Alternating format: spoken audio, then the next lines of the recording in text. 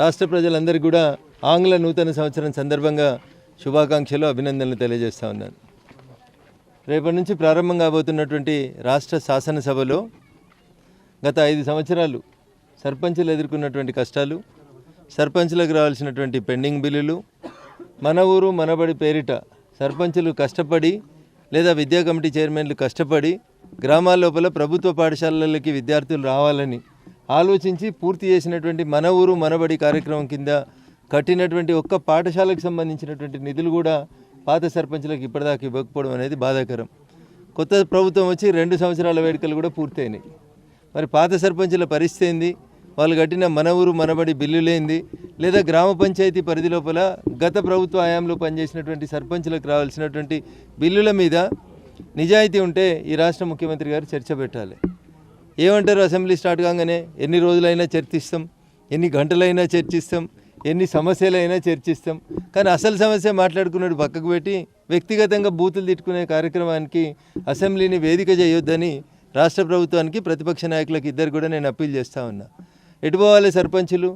ఎందుకు కష్టపడ్డారు వాళ్ళు 5 ఏళ్ళు?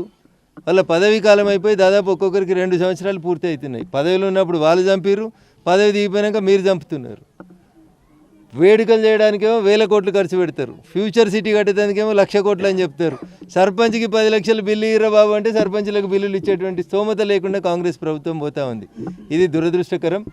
ఈరోజు నా సొంత గ్రామం బొప్పాపూర్ గ్రామంలో ఒక ఓపెన్ జిమ్తో పాటు ఒక 20 లీటర్స్ మంచినీళ్ళు బాల వికాస్ కింద ప్రతి కుటుంబానికి, కార్డున్న ప్రతి వ్యక్తికి ఉచితంగా ఇవ్వడంతో పాటు ఉపాధి హామీ పథకం కింద ఈజీఎస్ కింద గ్రామ పంచాయతీ పరిధిలో ఉన్నటువంటి నర్సరీ స్థాయిని 10,000 మొక్కలకు పెంచాలని చెప్పి ఈరోజు నిర్ణయించుకోవడం జరిగింది.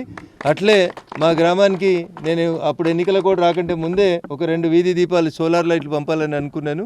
ఎన్నికల కోడ్ రావడం వల్ల ఆ కార్యక్రమం అయిపోయింది. వాటికి కూడా ఈరోజు కొబ్బరికాయ కొడతాం. త్వరలోనే ఆ 2 స్తంభాలకు సంబంధించినటువంటి సోలార్ స్ట్రీట్ లైట్లు, కరెంటు బిల్లులు పంచాయతీలకు భారం కాకుండా ఉండడం కోసం ఒక 2 సోలార్ హైమాస్ లైట్స్ని కూడా బొప్పాపూర్ గ్రామానికి ఈరోజు ఇచ్చిపోవడం జరుగుతూ ఉంది.